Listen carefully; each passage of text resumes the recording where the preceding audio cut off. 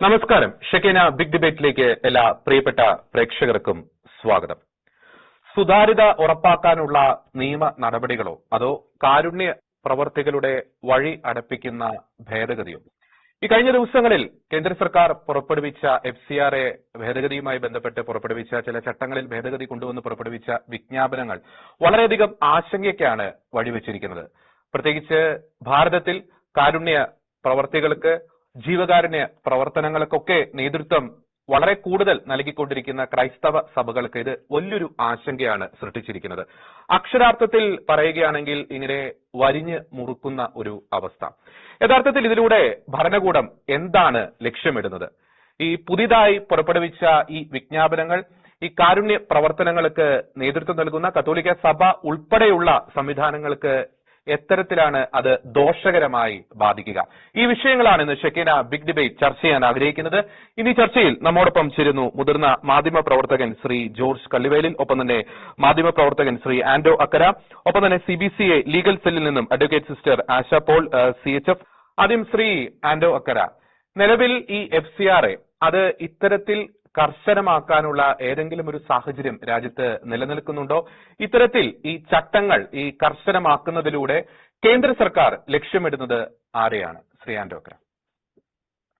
ഇതിന്റെ കോണ്ടെക്സ്റ്റ് ഉണ്ട്. Nothing happens without a background. ഇപ്പൊ പെട്ടെന്ന് കേന്ദ്ര government amendment to rules amendment ആണ് കൊണ്ടുവന്നിരിക്കുന്നത്. ആ ലിസ്റ്റ് എന്റെ കയ്യിൽ ഒരു ലിസ്റ്റ് ഉണ്ട്. ഈ ലിസ്റ്റ് കംപ്ലീറ്റ് ലിസ്റ്റാണ് ഈ റൂൾസിന്റെ. അതിന് കാരണം എന്താണ്? കഴിഞ്ഞ ബഡ്ജറ്റ് സെഷൻ സമയത്ത് FCRA അമെന്റ്മെന്റ് വളരെ ഡ്രാസ്റ്റിക് ആയിട്ടുള്ള അമെന്റ്മെന്റ് ട്രൈ ചെയ്ത് കൊണ്ടുവന്നു. പക്ഷെ അത് എതിർപ്പിന് നേരിടാൻ പറ്റാതെ ഗവൺമെന്റ് പിൻവാങ്ങി. അപ്പോ അത് ബഡ്ജറ്റ് സെഷൻ, അത് ഇനി മൺസൂൺ സെഷനിൽ കൊണ്ടുവരുന്നതാണ് പറഞ്ഞിരുന്നത്. അതിനുള്ള ഒരുക്കം നടക്കുന്നതിനിടയ്ക്ക് CBCI ഈ അടുത്ത ഞായറാഴ്ച എന്ന് പറഞ്ഞാൽ ജൂൺ 28 രാജ്യവ്യാപകമായി it's a day of prayer and protest against FCRA amendment. അതിന്റെ പ്രതികരണമാണ് ഈ ഗവൺമെന്റ് ഇപ്പോൾ കാണിച്ചിരിക്കുന്നത്. ആ CBCI call for prayer, national prayer and protest എന്ന് പറഞ്ഞപ്പോ വി ഡോണ്ട് കെയർ, ഞങ്ങൾക്കത് പ്രശ്നമല്ല, ഞങ്ങൾ ചെയ്തുകൊണ്ടേയിരിക്കും എന്നുള്ള ഒരു തരം ചങ്കൂറ്റാണ് ഗവൺമെന്റ് കാണിച്ചിരിക്കുന്നത്. ഈ അമെന്റ്മെന്റിലെ ചില ക്ലോസസ് വളരെ ഇമ്പോർട്ടന്റ് ആണ്. കാരണം അമെന്റ്മെന്റ് അല്ല, ഇത് റൂൾസ് ആണ്. എക്സിസ്റ്റിംഗ് നമുക്കറിയാം, ഒരു ആക്ട് ഉണ്ടായാൽ അത് ഇംപ്ലിമെന്റ് ചെയ്യാൻ റൂൾസ് ഉണ്ട്. ആ റൂൾസിന്റെ അമെന്റ്മെന്റ് ആണ് ഇപ്പൊ ചെയ്തിരിക്കുന്നത്. അതിൽ 4 കാറ്റഗറി ഉണ്ട് ബേസിക്കലി. ഒന്ന്, mandatory declaration of social media accounts. FCRA കിട്ടുന്നവരൊക്കെ അവിടെ ഫേസ്ബുക്ക്, ഇൻസ്റ്റാഗ്രാം, എല്ലാ social media അക്കൗണ്ട്സും, Instagram വട്ടവർ social media accounts ഗവൺമെന്റിന് റിപ്പോർട്ട് ചെയ്യുന്നതെന്ന് പറഞ്ഞാൽ ഗവൺമെന്റിന് ഇതെല്ലാം വളരെ കൃത്യമായിട്ട് മോണിറ്റർ ചെയ്യാം. ഇനി അപ്പൊ നിങ്ങൾ എന്തെങ്കിലും പ്രൊവാക്റ്റീവായിട്ടോ ഹ്യൂമൻ റൈറ്റ്സ് ഇഷ്യൂസ് ഒക്കെ ആയിട്ട് സ്റ്റാൻഡ് എടുത്താൽ 100% your FCRA is going to be cancelled. അപ്പൊ social media monitoring censorship 1. 2, political content and activity. You have to give declaration what your activities and political content, അതിനെ കുറിച്ച് പറയണം. അതുപോലെ തന്നെ they have to say specified activities and geographic area. This is something strange. ഇതുവരെ ഇന്ത്യയിലെ FCRA എടുത്താൽ എവിടെ വേണമെങ്കിൽ എന്തും ചെയ്യാനുള്ള സ്വാതന്ത്ര്യം ഉണ്ടായിരുന്നു. ഇപ്പൊ ഏത് സ്റ്റേറ്റിലാണ് നിങ്ങൾ വർത്തിക്കുന്നതെന്ന് പറഞ്ഞ് സ്പെഷ്യൽ അപ്ലിക്കേഷൻ മെൻഷൻ ചെയ്യണം. വേറെ സ്റ്റേറ്റിൽ പോകണമെങ്കിൽ 1 ലക്ഷം രൂപ കൊടുത്ത് അത് രജിസ്റ്റർ ചെയ്യണം. അപ്പൊ ഇത് കൂച്ചുവിലങ്ങടാണ് ചെയ്യുന്നത്. ജീവകാരുണ്യ പ്രവർത്തനങ്ങൾക്ക് കൂച്ചുവിലങ്ങുണ്ട്. നിങ്ങൾക്കറിയാം, വളരെ ഫേമസ് ആയിട്ടുള്ള international NGOs, amnesty international, bread for the world, compassion international, ഇവരൊക്കെ ഇന്നോവേറ്റീവ് ആയിട്ടുള്ള social welfare programmes, advocacy programmes ഒക്കെ നടത്തിയിരുന്നതാണ്. 1 by 1 ഇവരുടെ എല്ലാ FCRA 52,000 FCRA രജിസ്ട്രേഷൻ ഉണ്ടായിരുന്നത് ഇപ്പൊ 14,000 ചുരുങ്ങി. എന്ന് പറഞ്ഞാൽ 21,000 ക്യാൻസൽ ചെയ്തു, 14,000 ലാപ്സായി. അപ്പൊ ഇപ്പൊ 15,000 താഴെ 14,700 FCRA മാത്രമേ ഉള്ളൂ. ഇത് പ്രാക്ടിക്കലി സംഘപരിവാറിന്റെയാണ്. ഇത് പ്രാക്ടിക്കലി ഒരു തടസ്സമില്ലാതെ FCRA കാശ് പിരിക്കുന്ന ഒരു ഗ്രൂപ്പ് എന്ന് പറഞ്ഞാല്, അപ്പൊ ഇതൊരു ഹരാസ്മെന്റ് ആണ്. FCRA എന്ന് പറഞ്ഞിട്ട് അത് ഒരു കമ്മ്യൂണിറ്റിയെ ഹരാസ് ചെയ്യുക. കാരണം ക്രിസ്ത്യൻ കമ്മ്യൂണിറ്റി വളരെ ആക്റ്റീവായിട്ട് പല രംഗത്തുണ്ട്. ഇതുപോലെ തന്നെ സ്പെൻഡിങ്, റിന്യൂവൽ, അതുപോലെ തന്നെ പൊളിറ്റിക്കൽ കണ്ടന്റ് ആൻഡ് ആക്ടിവിറ്റീസ്, ഇതെല്ലാം പറഞ്ഞു കഴിഞ്ഞാൽ ഞാൻ ഇന്നൊരു എക്സ്പേർട്ട് വളരെ ഹൈ ലെവലിൽ ഇന്റർനാഷണൽ എന്റെ ജേർണലിസ്റ്റിക് ഡ്യൂട്ടി എന്ന നിലയ്ക്ക് ഒരു അനാലിസിസ് ചെയ്യാനായിട്ട് സംസാരിക്കുന്നു. അപ്പോൾ ആള് പറയാണ് churches have been asked to be confined to the churches, say your prayers, do whatever hospitals or schools you run, don't do anything more, don't speak out. It is silencing the church. Silencing. അങ്ങനെ നിശബ്ദരായവർക്ക് അല്ലെങ്കിൽ ശബ്ദമില്ലാത്തവർക്ക് എന്താ പറയാ അടിമപ്പെടുന്നവർ, oppressed people, അവർക്ക് വേണ്ടി ഒന്നും ഇനി ശബ്ദമുയർത്താൻ ഒരിക്കലും ഒരു NGO-യും ഒരു ക്രിസ്ത്യൻ NGO മുതിരില്ല, അവർക്ക് തരപ്പെടില്ല, അവർ FC ഓട്ടോമാറ്റിക് ആയിട്ട് ക്യാൻസൽ ചെയ്യപ്പെടും എന്നുള്ളൊരു വാർണിംഗ് കൂടിയാണ് ഈ പ്രയർ ഡേക്ക് മുന്നേ തന്നെ ഗവൺമെന്റ് ഇങ്ങനെ കിരാതമായ 10 റൂൾസ് ഇൻട്രൊഡ്യൂസ് ചെയ്തിരിക്കുന്നത്. വ്യക്തമാണ്. ഞാൻ തുടക്കത്തിൽ തന്നെ നമുക്കറിയാം ഈ കിരാതമായിട്ടുള്ള അങ്ങ് സൂചിപ്പിച്ചതുപോലെ ഈ ഒരു റൂളിന്റെ അപകടകരമായിട്ടുള്ള സാഹചര്യത്തെ പറ്റി ശ്രീ ആന്റോക്കര വളരെ വിശദമായിട്ട് പങ്കുവയ്ക്കുകയുണ്ടായി. ശ്രീ ജോർജ് കള്ളിവെല്ലിൽ, നമുക്കറിയാം ഈ ശബ്ദമില്ലാത്തവർക്ക് ശബ്ദമായി തീരുന്നവരുടെ ശബ്ദം അടപ്പിക്കുക എന്ന ലക്ഷ്യത്തോടെയാണോ ഇത്തരത്തിലുള്ള ഈ ഭേദഗതികൾ കേന്ദ്ര സർക്കാർ കൊണ്ടുവരുന്നത്? അതിൽ തന്നെ നാം എടുത്തു പറയേണ്ടത്, നമ്മളൊക്കെ മാധ്യമ മേഖലയിൽ പ്രവർത്തിക്കുന്നവരാണ്, ഈ FCRA ലൈസൻസ് ലഭിച്ച സ്ഥാപനത്തിന്റെ അംഗങ്ങൾ അല്ലെങ്കിൽ അതിന് നേതൃത്വം നൽകുന്നവരുടെ സോഷ്യൽ മീഡിയ അക്കൗണ്ടുകൾ, വെബ്സൈറ്റുകൾ, മാധ്യമങ്ങളിലെ ഇടപെടലുകളൊക്കെ കൃത്യമായി മോണിറ്റർ ചെയ്യപ്പെടുന്ന അവസ്ഥ. ഒരു തരത്തിൽ പറയുകയാണെങ്കിൽ ഒരുപക്ഷെ ഭാവിയിൽ ഈ സർക്കാരിനെയൊക്കെ വിമർശിച്ച് കഴിഞ്ഞാൽ അവരുടെ FCRA ലൈസൻസിനെ അത് ഗുരുതരമായി ബാധിക്കാവുന്ന ഒരു സ്ഥിതിവിശേഷത്തിലേക്കാണ് കാര്യങ്ങൾ എത്തി നിൽക്കുന്നത്. ഇത് മാധ്യമ സ്വാതന്ത്ര്യത്തെ സംബന്ധിച്ചിടത്തോളം, ഒരു തരത്തിൽ പറയുകയാണെങ്കിൽ മൗലിക അവകാശത്തെയൊക്കെ സംബന്ധിച്ചിടത്തോളം വളരെ ഗുരുതരമായിട്ടുള്ള ഒരു സ്ഥിതിവിശേഷം തന്നെയല്ലേ ശ്രീ ജോർജ് കള്ളിവേലി? തീർച്ചയായിട്ടും ജോജി, ഇത് സന്നദ്ധ സംഘടനകളെ ഏതെങ്കിലും തരത്തിൽ നിയന്ത്രിക്കാനല്ല, അതേസമയം ഞെരിച്ച് കൊല്ലാനോ അടിച്ചമർത്തുവാനോ ഒക്കെ ലക്ഷ്യമിട്ടുകൊണ്ടുള്ള കൃത്യമായ ഒരു ഗൂഢപദ്ധതിയുടെ ഭാഗം തന്നെയാണ് ഇപ്പോൾ തിരക്കിട്ട് ഈ ഭേദഗതി 2011 FCRA ആണ് കഴിഞ്ഞ തിങ്കളാഴ്ച ഒരു അസാധാരണ ഗസറ്റിലൂടെ ഇത് ചട്ടങ്ങൾ ഭേദഗതി ചെയ്തിരിക്കുന്നത്.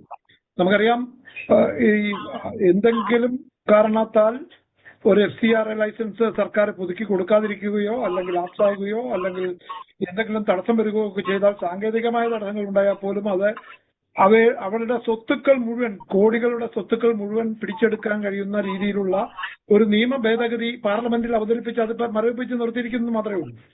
ആ നിയമ ഭേദഗതിക്കെതിരെ വലിയ തെരഞ്ഞെടുപ്പിന് തൊട്ടു മുമ്പ് കൊണ്ടുവന്ന ആ നിയമ ഭേദഗതി അത് പാസാക്കാൻ അവിടെ അത് പിൻവലിച്ചിട്ടില്ല. അത് പിൻവലിക്കുമെന്ന് പറഞ്ഞിട്ട് പോലുമില്ല. അത് വളരെ കൃത്യമായ ഒരു ലക്ഷ്യത്തോടു കൂടിയാണ് ഇത് കൊണ്ടുവന്നിരിക്കുന്നത്. നമുക്കറിയാം, ഈ ലൈസൻസുകൾ റദ്ദാക്കപ്പെട്ട മദർ തെരേസയുടെ ഏറ്റവും ഉപയോഗികളുടെ സിസ്റ്റർമാരുടെ വരെ ലൈസൻസുകളാണ് പിടിച്ചുവെക്കുകയോ തടഞ്ഞു വെക്കുകയോ അല്ലെങ്കിൽ പുതുക്കി കൊടുക്കാതിരിക്കുകയോ ഒക്കെ ചെയ്യുന്നത്.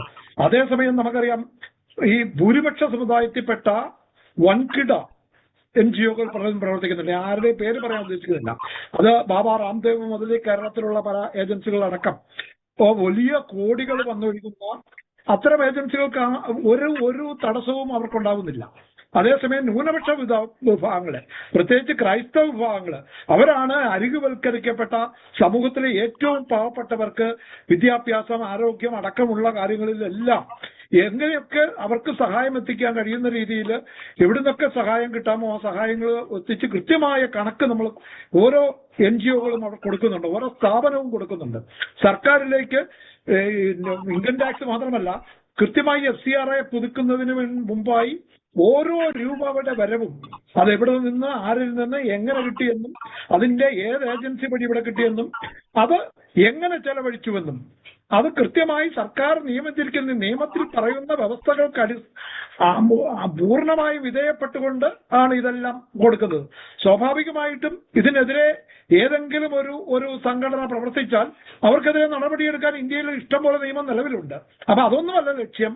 ചില സംഘടനകളുടെ ശരിയായ പ്രവർത്തനങ്ങളെ ഇല്ലാതാക്കുക, അല്ലെ അവരുടെ സാമൂഹ്യ സേവന പ്രവർത്തനങ്ങളെ പൂർണ്ണമായും ഇല്ലാതാക്കിക്കൊണ്ട് ഇതൊക്കെ പിടിച്ചെടുക്കുക. നമുക്കറിയാം, യൂറോപ്പിൽ പോലും ഇപ്പോ പല അവിടെ നിന്നുപോയ സ്കൂളുകൾ നടത്തുന്നതൊക്കെ ഇന്ത്യയിൽ നിന്ന് പോയ ചില ഒരു ഹൈന്ദവ ഒരു ഫൗണ്ടേഷന്റെ ഒരു ട്രസ്റ്റിന്റെ കീഴിലുള്ളവരൊക്കെ പല രീതിയിൽ അത് വൻതോതിൽ പണം എത്തുന്നത് അത് മുഴുവൻ അവിടെ പഠിക്കുന്ന ഇന്ത്യക്കാരാണ്, MBBS കോഴ്സുകൾ അടക്കം. അങ്ങനെയുള്ള വളരെ ലോകമൊട്ടുക്ക് വലിയ എല്ലാ രാജ്യങ്ങളിലേക്കും വ്യാപകമായ രീതിയിൽ അത് അവർ വ്യാപിപ്പിക്കുമ്പോൾ തിരിച്ച് ഇവിടുത്തെ ഏറ്റവും പാവപ്പെട്ട ആളുകളെ സേവിക്കുന്ന ഏറ്റവും ചെറിയ ന്യൂനപക്ഷങ്ങൾ, നമ്മൾ പറയാമല്ലോ ക്രൈസ്തവരൊക്കെ വെറും 2.3% മാത്രമുള്ള ഒരു ഒരു ഒരു വളരെ ചെറിയ ന്യൂനപക്ഷമാണ്. അവർക്ക് അവരുടെ ഈ രാജ്യത്തിന് നൽകിയ കോൺട്രിബ്യൂഷൻ സംഭാവനകൾ ഒരുപക്ഷെ ഇവിടുത്തെ ഏറ്റവും വലിയ സമൂഹങ്ങൾ പോലും ചെയ്തതിനേക്കാൾ ഏറെ 10 മടങ്ങ് സംഭാവനകൾ, അത് വിദ്യാഭ്യാസ രംഗത്തും ആരോഗ്യ രംഗത്തും ഒക്കെ പതിറ്റാണ്ടുകളായി സ്വാതന്ത്ര്യം കിട്ടുന്നതിന് മുമ്പ് മുതൽ നമുക്കറിയാമല്ലോ. ഇവിടെ ഏറ്റവും പാവപ്പെട്ടവരെ ചാവറയച്ചന്റെ സ്കൂളുകൾ മുതൽ അവിടെയാണ് ദളിതർക്കും ഒക്കെ ആദ്യമായി പ്രവേശനം കൊടുത്തത്, ഉച്ചഭക്ഷണം കൊടുത്തത്. അതെല്ലാം ഒരു പള്ളിയോടൊപ്പം പള്ളിക്കൂടം സ്ഥാപിച്ചത്. അങ്ങനെ ഈ രാജ്യത്ത് ഏറ്റവും വിപ്ലവകരമായ പരിഷ്കാരങ്ങളിലൂടെ ഈ പൊതുസമൂഹത്തെ ഉയർത്തിക്കൊണ്ടുവന്ന ആ ഒരു സമൂഹത്തെ അവരുടെ പ്രവർത്തനങ്ങളെ തമസ്കരിക്കാനും അതിനെ ഒക്കെ തൃണവൽക്കരിക്കുവാനും അതിനേക്കാളൊക്കെ ഏറെ അവയെ ഇകഴ്ത്തിക്കാട്ടുവാനും കൃത്യമായ ഒരു പ്ലാനിങ്ങോടുകൂടി എവിടെയോ എന്തൊക്കെയോ വിദേശ പണം വരുന്നു, അതിനെ ചോദിച്ചാൽ എന്താ കുഴപ്പം എന്നൊക്കെയുള്ള പൊതു വ്യാജ പ്രചരണങ്ങൾ അഴിച്ചുവിട്ടുകൊണ്ട് അതിന് അടിസ്ഥാനമില്ല. കാരണം ഇത് പാവപ്പെട്ട ജനങ്ങൾ അറിയുന്നില്ല. വാട്സപ്പ് യൂണിവേഴ്സിറ്റിയിലൂടെ എന്ത് വ്യാജ കഥകൾ ഇറക്കിവിട്ടാലും ജനങ്ങൾ അറിയുന്നില്ല. അപ്പോ അവര് യാഥാർത്ഥ്യം സർക്കാരിന്റെ മുന്നിൽ കൃത്യമായ കണക്കുകൾ ഓരോ പൈസയ്ക്കും ഓരോ രൂപയ്ക്കും ചെലവഴിക്കുന്ന ഓരോ തുകയ്ക്കും ഇവിടെയുണ്ട്. അത് ആരെ എന്തിനു വേണ്ടി എവിടെ ചെലവഴിച്ചു എന്നത്. അപ്പോഴാണ് ഇവിടെ എന്തെങ്കിലും സാങ്കേതിക പിഴവ് പറ്റി അത് തിരുത്താനുള്ള അവസരം കൊടുക്കണം. അതിനു പകരം ഇപ്പോൾ ഉള്ള SCRA നിയമത്തിൽ പോലും കൃത്യമായ ഒരു പരാതി പരിഹാര സെൽ പോലും അവിടെ ഉണ്ടാവില്ല. അവിടെ ഇത് കേന്ദ്ര സർക്കാരിലേക്ക് അപേക്ഷിക്കുന്നു. കേന്ദ്ര ആഭ്യന്തര മന്ത്രാലയത്തിലെ ചില ഉദ്യോഗസ്ഥരും ആഭ്യന്തര മന്ത്രാലയവും ചേർന്ന് അത് തിരസ്കരിക്കുകയോ അത് പുതുക്കി നൽകാതിരിക്കുകയോ ചെയ്യുന്നു. അത് പലപ്പോഴും അറിയാൻ കഴിയുന്നില്ല. കാരണം ഇത്തരം പല കാര്യങ്ങളും എന്റെ അടുത്ത് തന്നെ നേരിട്ട് വന്നിട്ടുണ്ട്. അപ്പൊ നമുക്കറിയാം ഇതിനകത്ത് വളരെ കൃത്യമായ ഒരു അജണ്ടയുണ്ട്.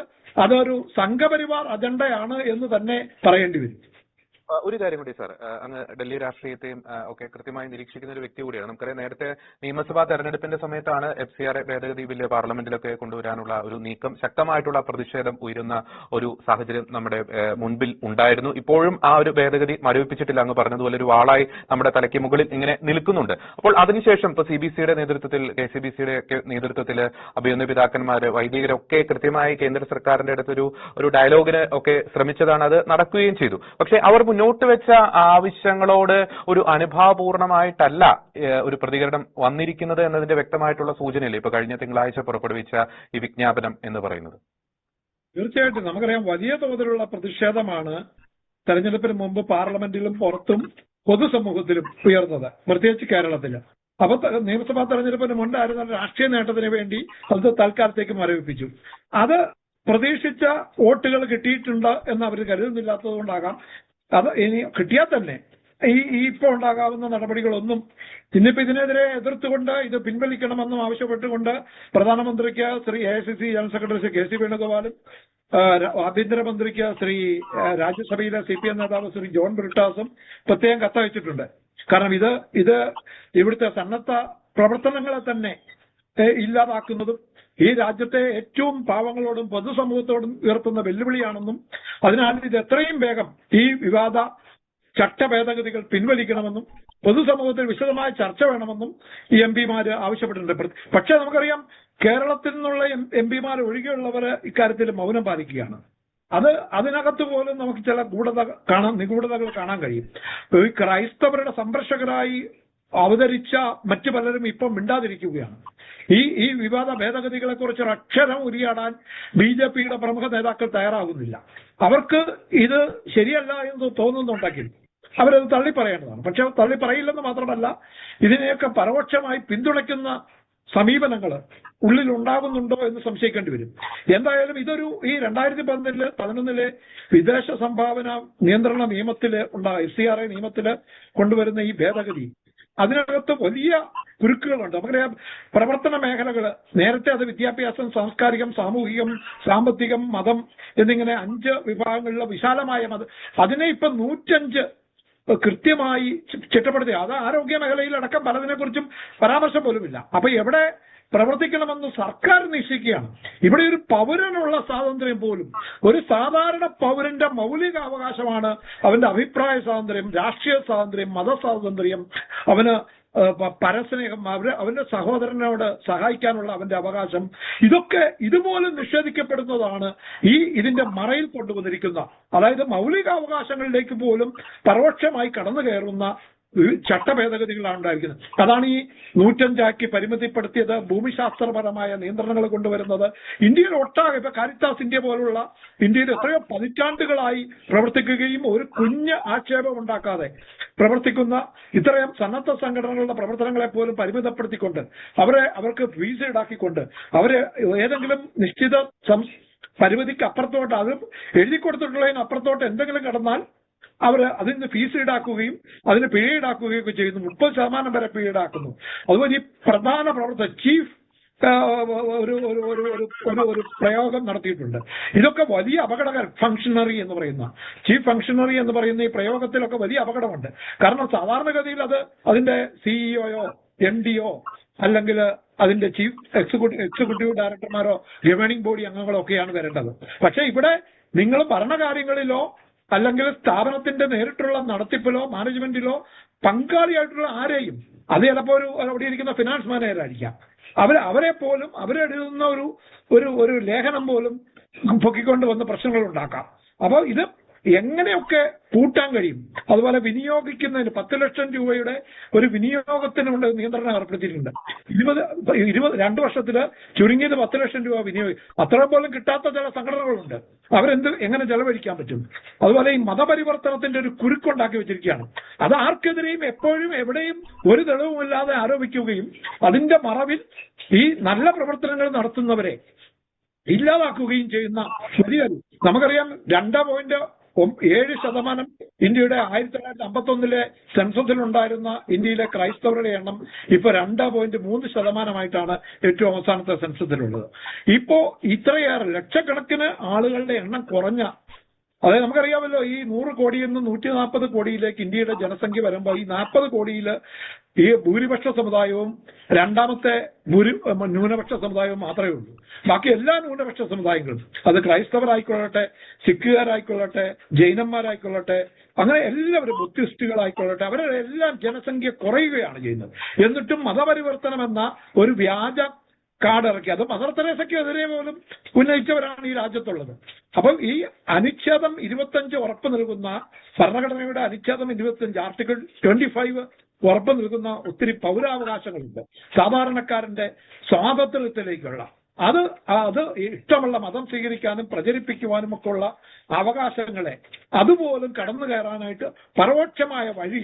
കാരണം നിയമത്തിൽ ഒരിടത്തും ഈ മതപരിവർത്തനം എന്നുള്ള വാക്ക് ഉപയോഗിച്ചിട്ടില്ല, FCRA നിയമം ഒറിജിനൽ നിയമത്തിൽ.